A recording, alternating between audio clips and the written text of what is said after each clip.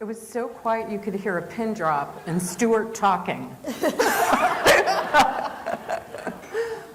Thank you all for sticking around for the last part of the event presentations this morning. My name's Kristine Graeber, and I'm going to be co-presenting today with the lovely and talented Teri Lock and Tricia Mackin to talk about customer evolution. Who wasn't sick of hearing about norm last year? Well, this was our norm. Comfortable, expected, unusual. Well, 2020, in the year with the pandemic, we experienced insurmountable challenges.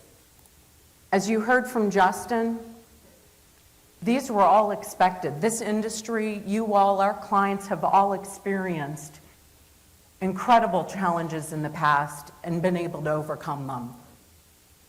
So today we're going to talk to you about this compressed year of advancement and change, where we see things going in the future, as well as some wonderful success stories that occurred. So we're going to start talking about Riverwoods Durham. And I would be remiss if I didn't give a shout out to Kim O'Keefe, or as we like to refer to her as the notorious KOK, the executive director at Riverwoods Durham, and then Kathleen Toomey, who is the incredibly creative vice president of marketing for the Riverwoods Group.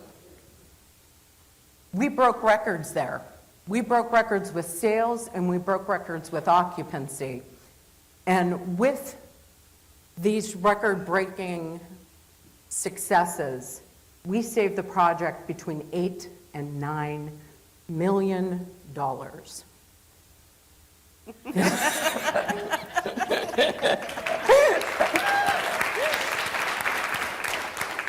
So here's the sales pace and the wait list pace. That's literally a chart that's off the charts. We started this program in 2017 with priority development.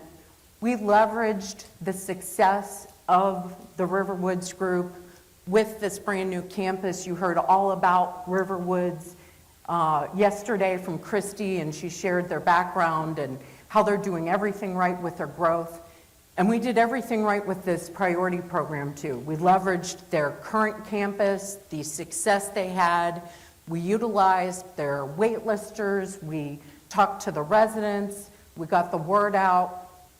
And with that, we had almost 700 people on this priority list. At some point, we had to stop it because we were going to be disappointing people or creating some angst in the market, which we didn't want to do. So at that point, we had to pivot and say, okay, we've been wildly successful. Do we just sit back and wait it out until we start taking 10% deposits and the drawings are ready? We did not do that. We forged ahead. We thought about how we could make the most of this program. So what we did was we started with depositor preparedness for those priority members. We educated them.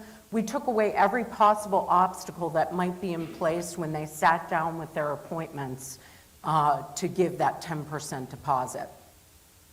Long story short, in less than 30 days, we achieved our 70% pre-sales goal, and in less than 45 days, we achieved the 100% sellout, and then we started the waitlist program.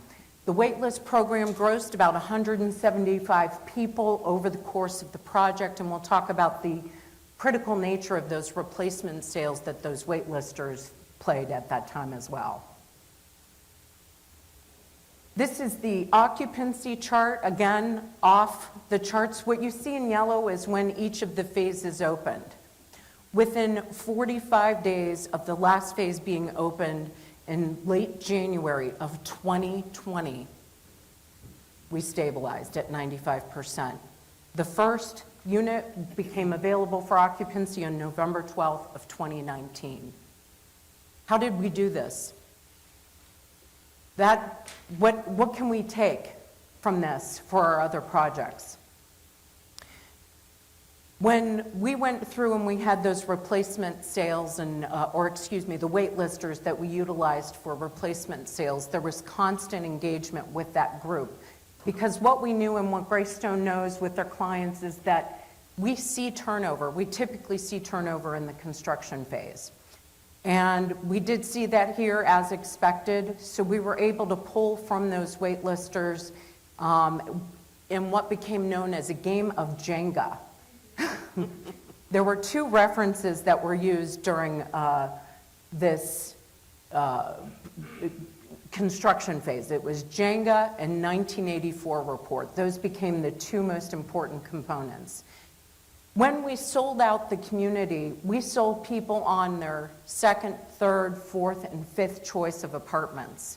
We did not start a wait list until that very last unit was sold. And we did that purposefully because we wanted to ensure that we created that demand environment and that we gave those people that were in line the very first opportunity to lock in pricing and benefits into the future when an apartment may become available. So from beginning to end of taking those deposits up until when we opened the building, almost to the unit, we saw 50% turnover. In the best environment with a fantastic sponsor, with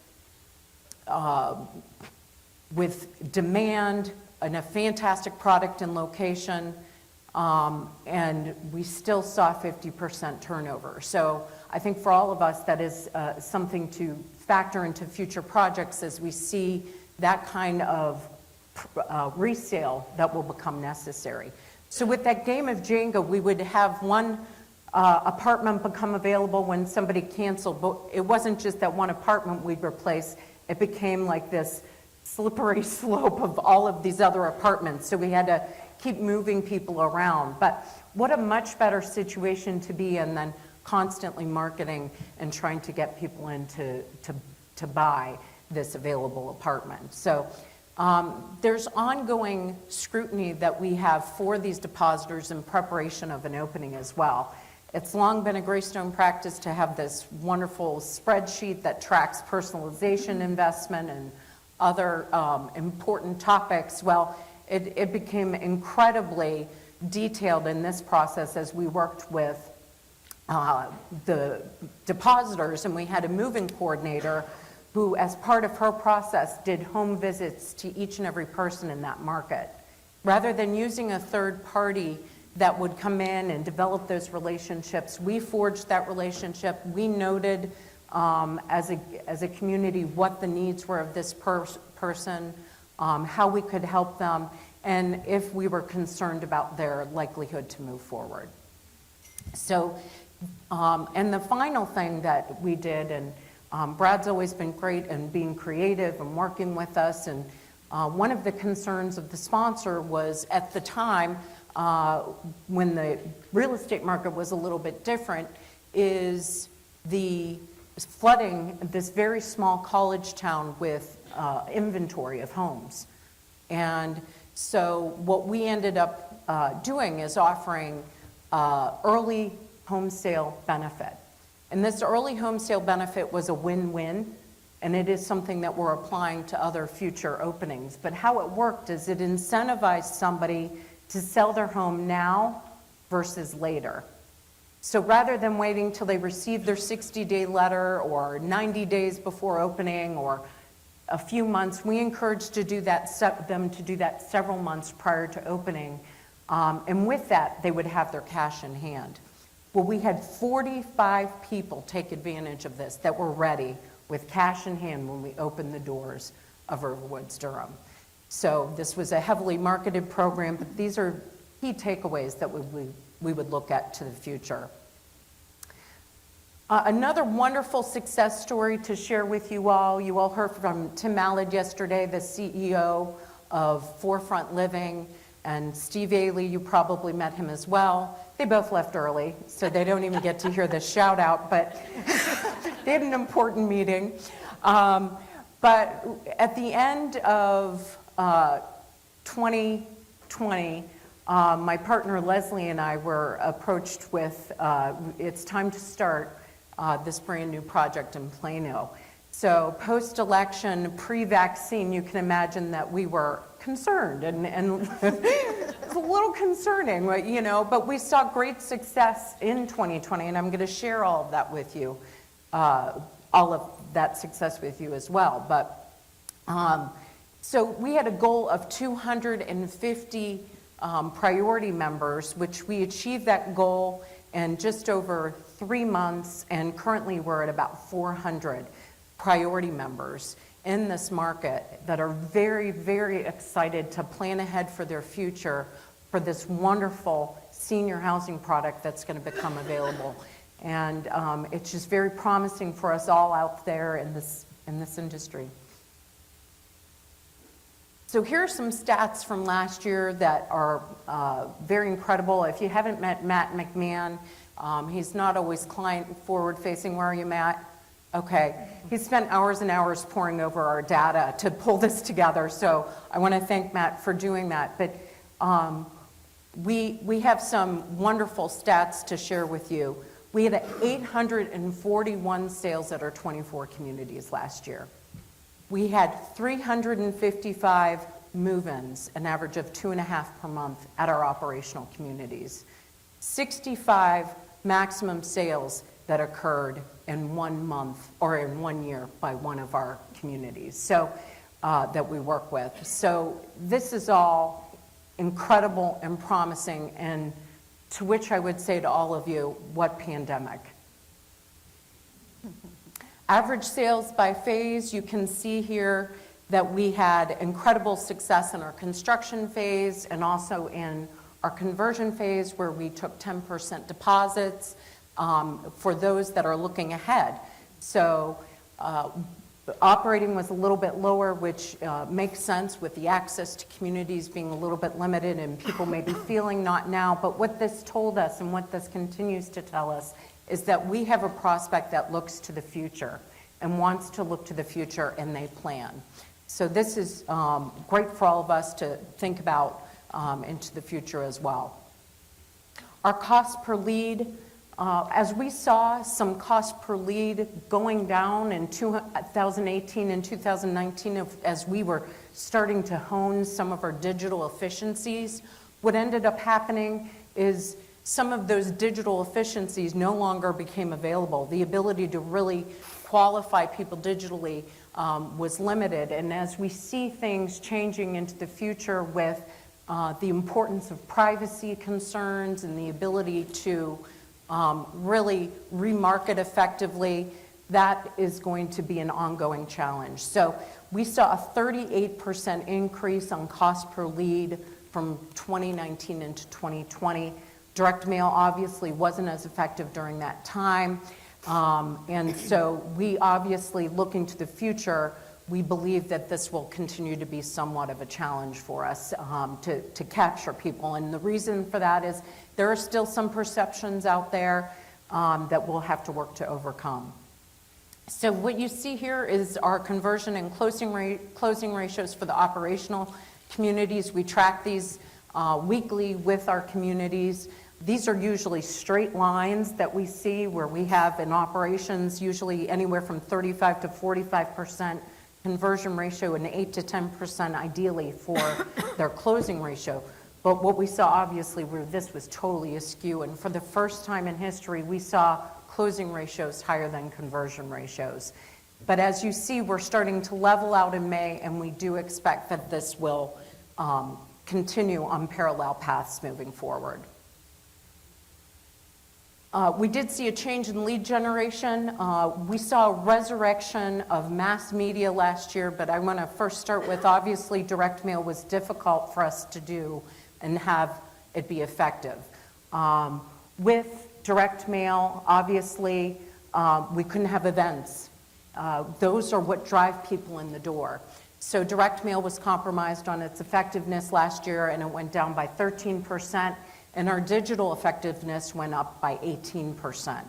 I mentioned this resurrection of mass media. We did TV, we did print, we did newspaper, and we tried all sorts of different things to get the word out there and also to overcome some of that dialogue that was out there negative on our industry. So this regeneration of these older familiar tactics is something we've also seen continue into 2021, and we would also expect that to, and we'll continue to monitor that moving forward. So I'm going to pass it off to Teri now, who's going to talk about how the evolution occurred. So before I'm going to talk about our marketing tools and processes and how that evolved. But before I do that, as I've been sitting here the last couple of days listening to some of our speakers, I really began reminiscing about my own journey through senior living because, Heather took us back 20 years this morning, and yesterday we listened to Mark talk with Dan and Tim, who Kristine's already told us left early today. But, it made me start thinking about my journey, which started 40 plus years ago. I know that ages me, but oh well. I started in dining services in senior living. That was my very first job. And we talk a lot about dining services and how important that is and choices. And so I just want to give you a picture of how far we've come. My dining services was, I wore this beautiful tan, forest green and rust paisley print pinafore. And those millennials that John referred to who don't know what a pinafore is, you can Google it. With knee-high pantyhose, white nurse's shoes, and a hairnet. We made trays down a serving line that we put in a big silver cart that we pushed down these sterile hallways into a dining room. We placed the trays, I don't know why we did this, but we placed the trays on paper placemats at these tables, and then we would leave, and then we'd come back and pick the trays up and put them in the silver carts and take them back to the kitchen and clean them. So thank goodness we've evolved from that dining services to what we have today. And it's just made me, for whatever reason, these conversations today took me back there, and that's meant a lot. Now, my first job in sales, also, I walked into a sales office, and the CRM that I walked into was a file box with 3x5 cards in it, and a 3-ring binder that had sheets with handwritten notes. So thank goodness in the sales side, we have also evolved. And, in 2020, what we experienced was the puzzle changed, and we had to figure out how to fit the puzzle together again. It's always been, senior living has always been a relationship industry. Would you agree? It really doesn't matter what part of the industry you look at. It's a relationship industry. But mostly on the sales side, it really is. I mean, we sit face to face with folks and we build that relationship, that trusting piece. And we lost that in every part of that. I mean, it's important for us as Greystone regionals with our teams. We have to build that trusting relationship so that they will rely on us to come to us with their questions. They'll listen to us when we're talking about, here's how I can help you, here's how you can do this different. Then they have to sit across the table with their prospects. And all of that changed in 2020. So we had to figure out how to continue helping your teams and how to help your teams figure out how to help their prospects and depositors and continue to build those relationships. We kind of looked at, suddenly looked at different customer bases that we had. And first we saw our sales teams and communities that we needed to work with the depositors that you already had in hand, and then new leads and prospects to make them want to continue to deposit with us. And then we also had another area that we had to look at, and those are the bondholders that we wanted to continue to finance with us. So the first and most important that we felt we had to work with were our sales teams, because suddenly there was this loss of connection. Prior to 2020, the way that we dealt with that connection was we would come to your communities and we would visit with your teams and we would build that relationship. We would train. We would have maybe a weekly call with them.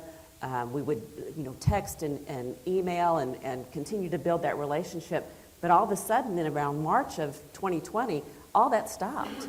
all we could do was get on the phone with them. We could no longer come to your community. Some of your sales teams were even working from home then. They weren't even coming to your community, right? So that wasn't enough. That no longer was enough to just be on the phone with them. We immediately started figuring out how to make connections. To be quite honest with you, I wasn't on too many Zoom calls prior to March 2020. Occasionally there was a call here or there with, maybe a meeting with, a larger group or whatever. But we had to figure out how to plug into those teams again and how to get them calmed down. Because we all kind of went, what do we do now, right? Your teams were figuring out how to keep business moving forward. And it was new for all of us. So quickly we started scheduling these Zoom calls. We did it internally with our Greystone team. We were figuring out how to share information with each other. What are you doing with your teams? What's working? How are we continuing moving things forward? We were going out and scheduling those sometimes daily Zoom calls with the teams, depending on what was happening. How much love and support did they need? How much connection did we need to have to keep them moving forward, to figure out how to keep business moving? Sometimes those calls were really long. There was a lot to talk about. There was a lot of pivoting that had to happen. So we were doing a lot of sessions to keep things going forward. We also knew that the tools that we were using, while some of them were still very good and very useful, we knew that we had to create and expand our toolboxes. That we had to, all of our collateral, some was digital already, but we knew that we had to grow our tools. That we had to have more, because the only access we had to prospects now was through a digital platform. They weren't coming in. We couldn't bring our prospects in. They didn't want to come in. So we had to make sure that all of our brochures, all of our collateral that we were using in the sales process was downloadable, that we could send it through email. It was a PDF format.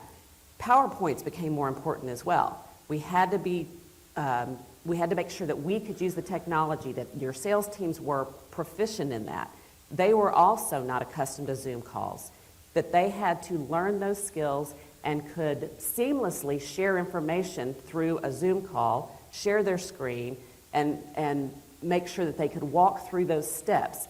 Now, you've all been on Zoom calls over the last year. You know how reliable technology is, right? They also had to be able to overcome some of those snafus that happen and not let that throw them off. They had to learn to laugh at themselves, right? We've all had to laugh at ourselves a little bit over the last year too, and forgive ourselves for the things that we don't know, and not get frustrated, and be able to just keep going through all of that. So that became very important as well. We had to suddenly look at, what do the photos of our communities look like? What videos do we have to share? Where do we need to pick that up and grow that library of resources? Social media it's always been important, but it became very important to show that life is still happening at your community. We did get some bad press, didn't we, for senior living communities. We had to show that what was being said wasn't what was happening. So that became very important, and we had to talk about how to use that. We had to figure out ways to continue reaching out to the community about the good things that are going on through e-blasts, educational blogs. We had to put our information on demand. We had to change our rhetoric. We had to match what was happening in the market. Another piece was, we do a lot of skills training with your teams, sales school, day-to-day training when we're on site. We knew that we had to keep doing that with the regular things, but then also the new strategies and tactics that came up. So we had to figure out how to come up with all of those types of things. Almost immediately, our team started putting together what we called real-time resources. And these are papers that we wrote about how things are changing, what needed to change with what we were doing. So we started writing papers and doing virtual webinars on a weekly basis. That, after a while, maybe it changed to bi-weekly, maybe monthly, and whatever we could think of as something came up, how to do a Zoom call, how to shoot a video at your community, crisis management, how to reopen your office, all of those types of things we came up with. We also knew that we weren't going to be able to have sales school in person like we usually do, but we knew that there were new staff members that we still needed to teach some of those basic skills to, as well as new things. So we actually recorded videos for our sales school skills and did ran a self-directed sales school for our sales teams. And we had a good number of people complete that, and we offered a certificate for that and got very good feedback from that. I think that your teams really enjoyed that process. We also, some of the other resources that we had, our very own Michael Whitlow interviewed some of our leadership here at Greystone to ask questions about their thoughts about the pandemic.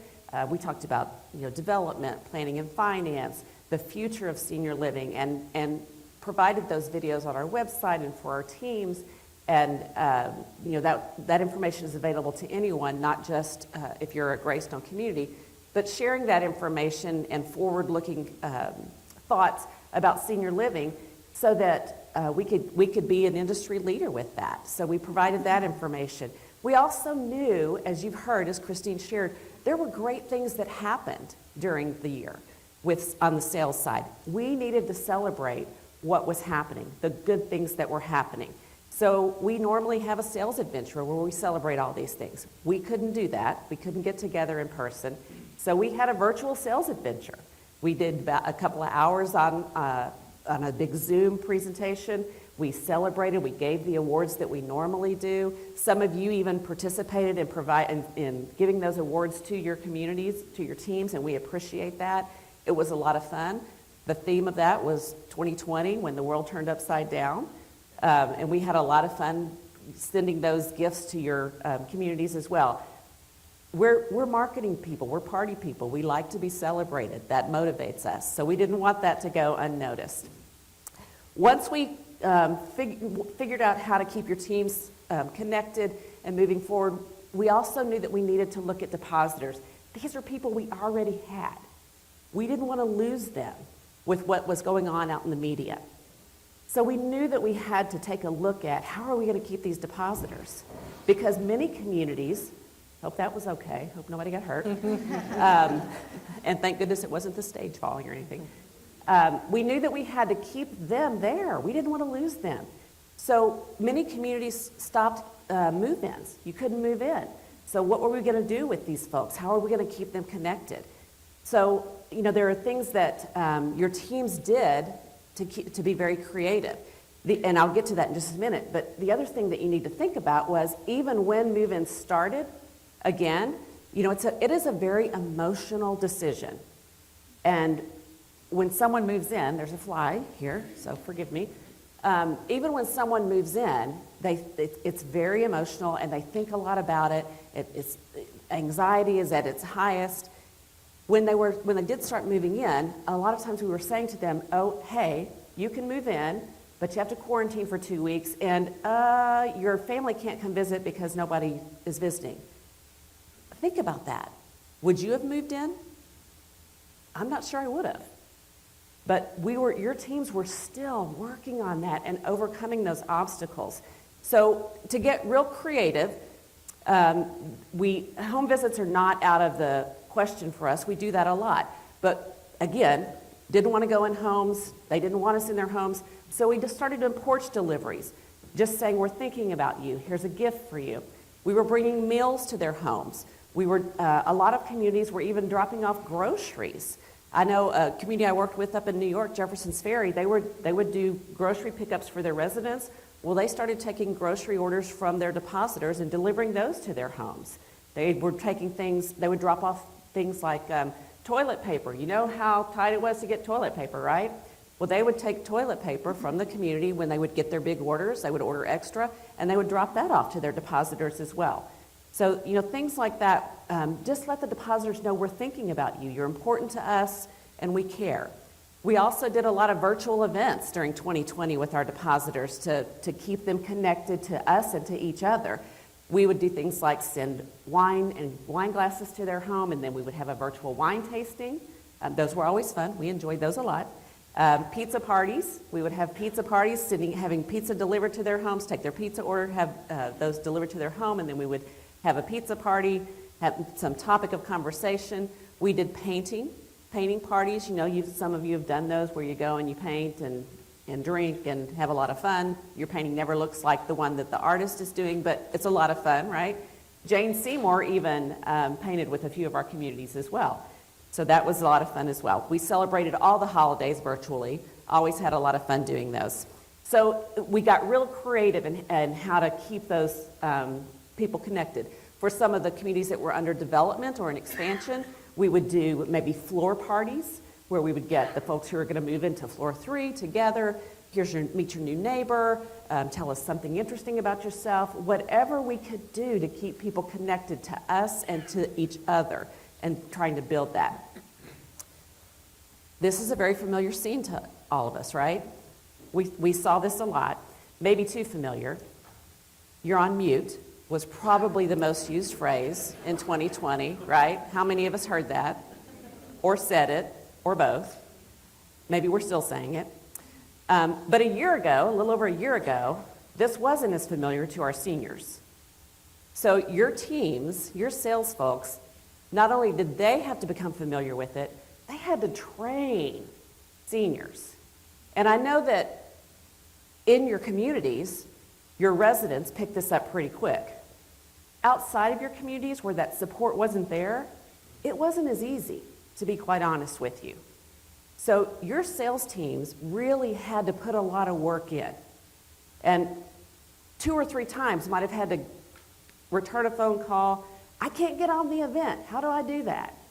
The other thing that they had to deal with is maybe the camera's on, but they're seeing from here up or from here down, you know, looking up someone's nose. It's hard to have a conversation when you're staring at someone's nose. They also might be in the middle of talking to a group of 10 people, and someone thinks they're on mute, and they're going, honey, can you bring me a cup of coffee? You know, it was a lot of that, to be quite honest with you. Again, we had to laugh a lot. We really had to laugh a lot. But you know, it was a struggle. You see the lady in the middle kind of going, what? What am I, you know, how am I doing this? But we finally got to the point where our seniors, who are much more familiar now, you know, can get through this. But we used a lot of these tools. It was our lifeblood during 2020. And thank goodness, we've talked about this already, but you use this in your communities as well to continue exercise classes and, you know, connection reading classes, reading groups, things like that. Thank you for doing that, because it helped us be able to sell, be able to say, hey, we're using this technology to keep people connected within the community too. That made a big difference for us. You'll recognize some of these logos. These are some of the tools that we used. And let's face it, technology is not going away. It's not. And the skills that we gained by using these tools is going to help us into the future. Yes, our offices, most of our offices are open and people are coming back in, and that's great. But we're going to continue to be able to reach more people with these tools in the future. And there are going to be other tools that you're going to want to invest in. I'm telling you now, as technology grows, continue to invest, because it's going to help us continue to reach folks. And we've always had the challenge of, mom lives here, the adult children live away, how can we get this information to them quickly, efficiently, or the adult children live here and mom lives away. This has enabled us to be able to do that because they've learned to use the technology efficiently. So this has been a great growing year for us and for the seniors. Another tool that we had to really pivot with are our sales enhancement tools. A lot of your communities use this or a tool like this. This happens to be some shots from Ingrain, but there may be a tool like this that you use. We were accustomed to using this on maybe a flat screen, a touch screen TV in our sales offices or an iPad. Well, suddenly, because folks weren't coming in, we couldn't do that. So we had to learn to adjust this to our computers, again through a Zoom call, flipping this, you know, sharing your screen and going through this. So even the great tools that we did have, we had to adjust how we use those as well. Lastly, I mentioned that, and let me just say too, these tools are very important because, as you can see in the top corner there, this creates urgency. These tools have become very important in our sales process because this shows you, this is the first floor of this is Stevenson Oaks. This is the first floor. There's only 2 apartments available on the first floor. You want a first floor apartment? You better make a move. And that helps us create urgency for someone to, hey, let's do this now. Don't wait. And so these have become very important tools for us in our sales process. I mentioned lastly that the financing process became a little difficult in 2020 because bondholders couldn't come to the communities or didn't want to travel. And they normally would make a trip when we're in the financing process. They normally would make a trip to kind of see the project, get a good feel for it so they can feel confident about it. Well, they couldn't do that. And so through some communication with Ziegler and working with our Plan Fin department, we started coming up with these videos, a 10 to 15 minute video using some of our virtual imagery and drone footage to create these videos that would showcase the project and provide a level of confidence for our bondholders. And that's something very new that we'd never done before, but I think it worked very well. We've found someone who has really grown with us in that process and really figured out how to put that together.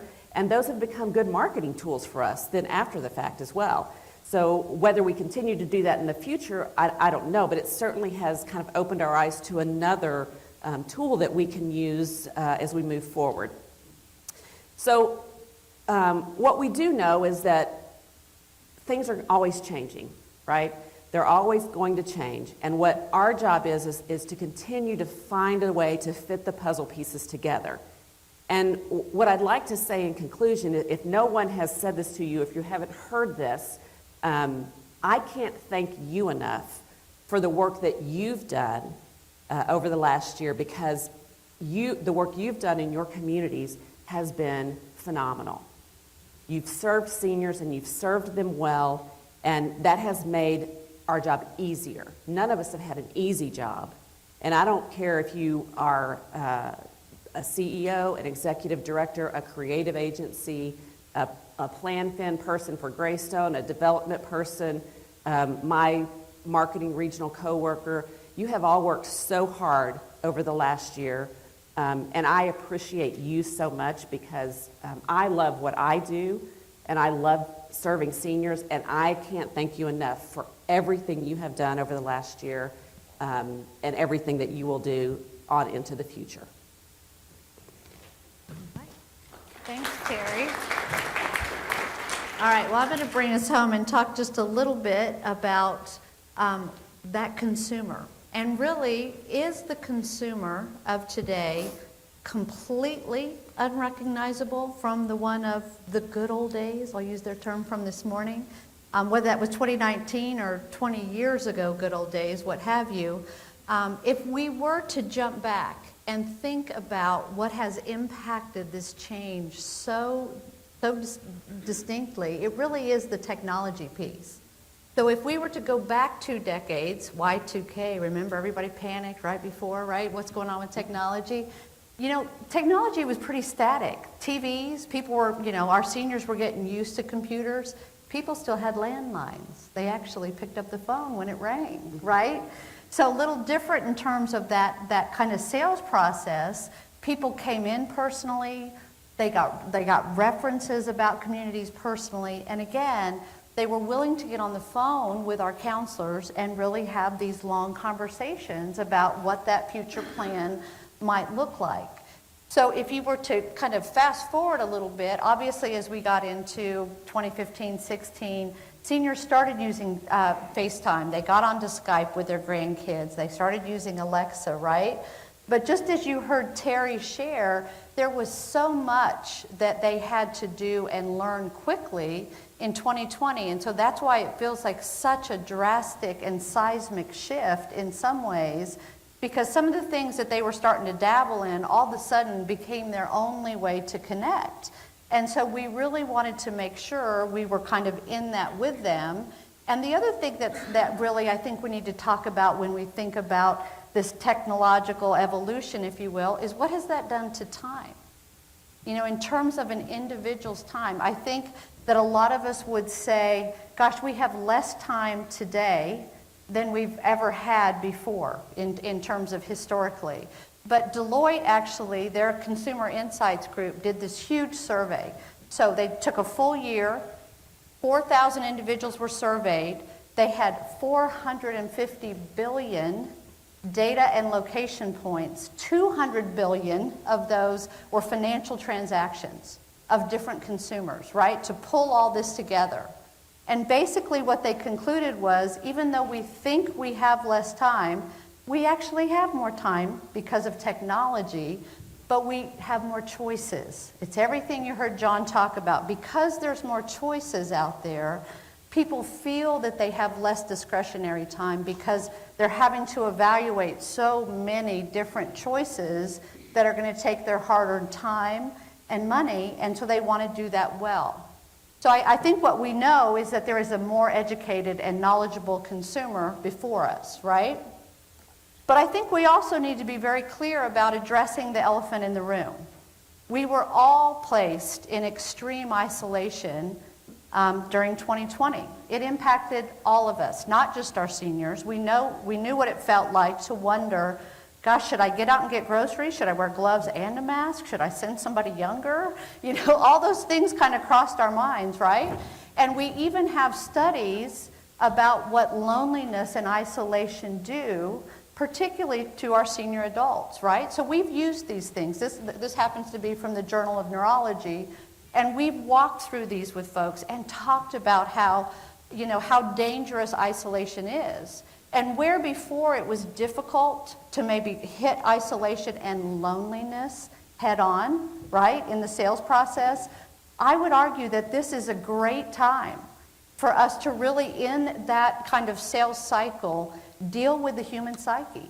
Like, deal with what that means for folks to kind of say, we felt it for a year, 12, 14 months. Is that what you want your plan to be for the next 20 years?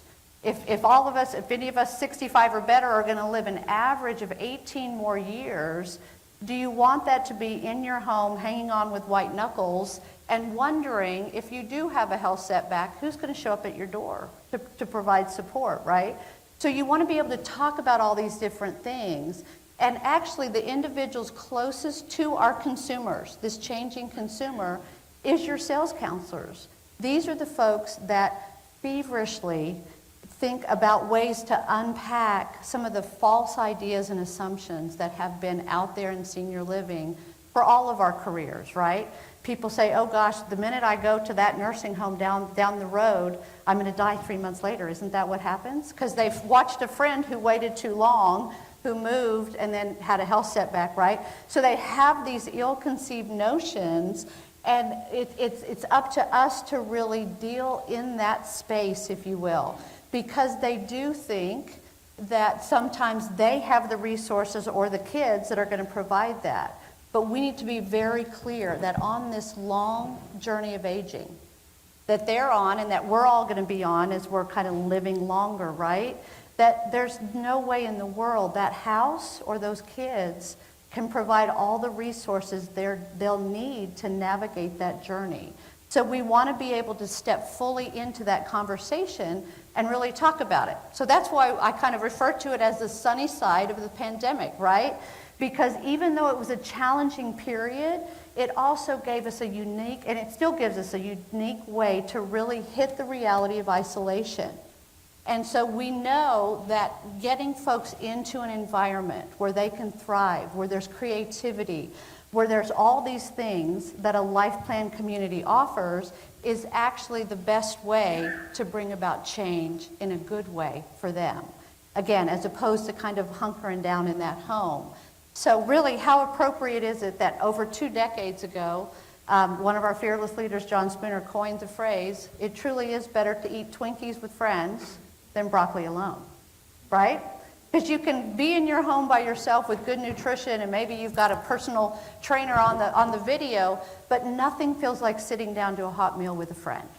And really having that type of interaction and really understanding how important it is to kind of be in the moment with friends. And actually, Mike Lanahan also said it well yesterday. We're getting ready to go out to golf, and he said, you know what's great about golf? Nobody ever remembers the scores.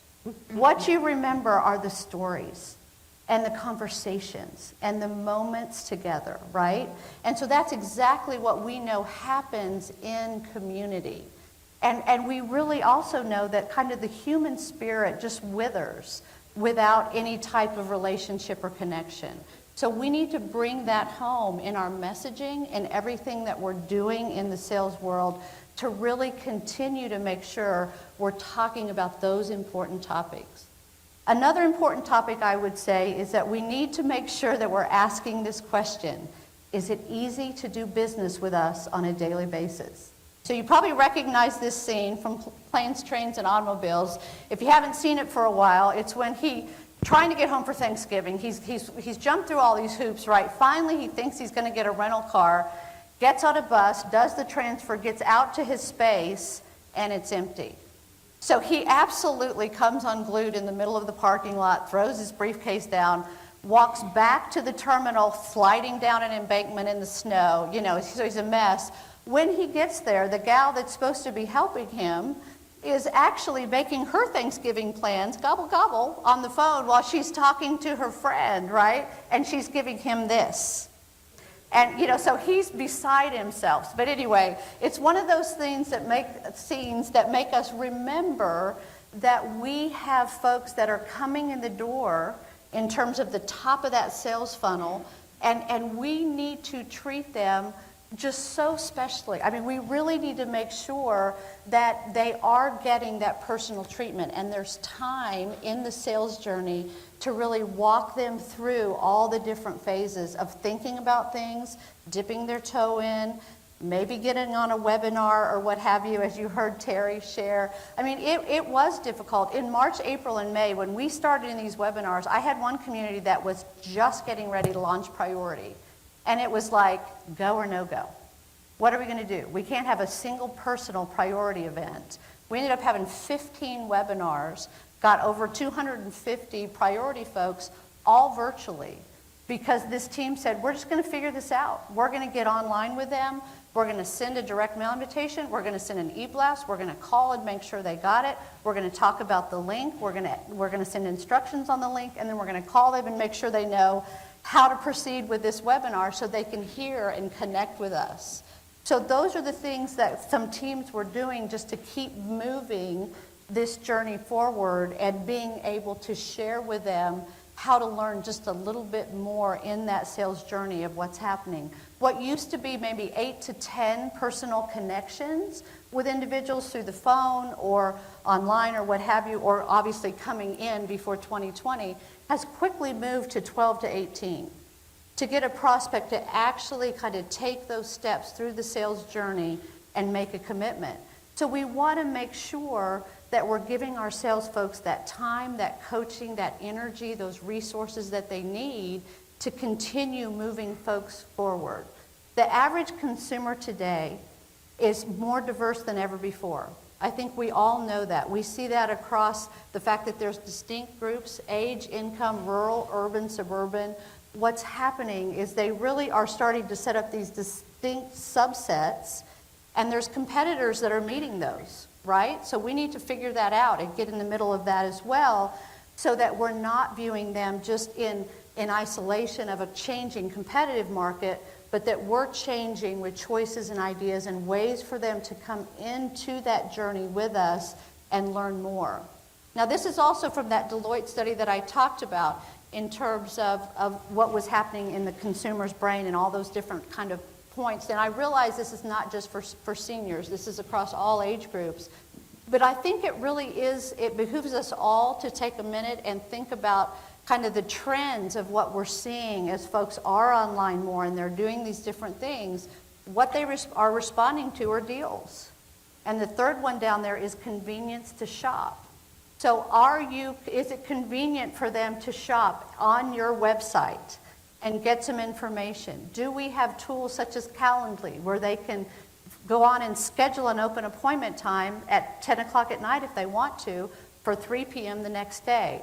Are there things that are opening kind of those avenues up for people to shop and step forward the way they're used to doing it kind of in the retail world, if you will. So this is just kind of a bellwether. It's telling us where some things are going, and we need to get there with some of these things. So really just to bring all this together, as we looked backwards and now we're going to look forward, the next 2 decades of growth are only going to add more options, more choices out there available to our senior adults. And we really need to make sure that we're not confusing choice with change. The changing consumer is responding to the changing competitive market. The competitive market is responding to a consumer who has more choice and more time available from the comfort of their house to view their choices. So it really is 2 sides of the same coin. So what do we learn from this? We really do have to continue that solid investment. Whether you're in an operational community or you're in a new community, I think we all know once we kind of get there and we have these wait lists or we have a place sold out, that is phenomenal. But we know next month that can change. So we need to continue the investment. We need to continue the support. And so really, if there were 3 things that I would tell you I think are going to continue to remain paramount, one is obviously, I've already talked about it, that web presence, that digital presence is still very, very important to give that first step into learning, our consumer learning about what you have to offer in your communities. But I would say the second thing is, now that our doors are open again, people still like to get an invitation. Direct mail is not going to go away, and that is a big investment, and we realize that. But how special is it, especially after you haven't been with people, to get that invitation in the mail and then be like, oh gosh, I get to go have a meal with someone. We just opened up finally in Oregon, and they've kind of been one that has been a little behind, and had our first conversion of events in person after a year. We actually were at 60% reserved, and this is the first time now we've been able to have events. We had 29 buying units and 19 appointments that came out of that. So these are people that are saying, I'm ready to learn more, I'm ready to do something, but I need to be invited in. They still want the personal touch, and we still need to take the time to make sure we're doing that. And then the last thing I would say is just to really make sure that you're spending the time and energy with those sales counselors. We do kid that their name sometimes has, whether it's residency planning counselor, senior living counselor, they're still counselors. And like I said, they stay up at night sometimes thinking of just the right open-ended questions to ask that one consumer to get them over the hurdle of that one thing that's going to make a difference to them, right? That's what they're doing.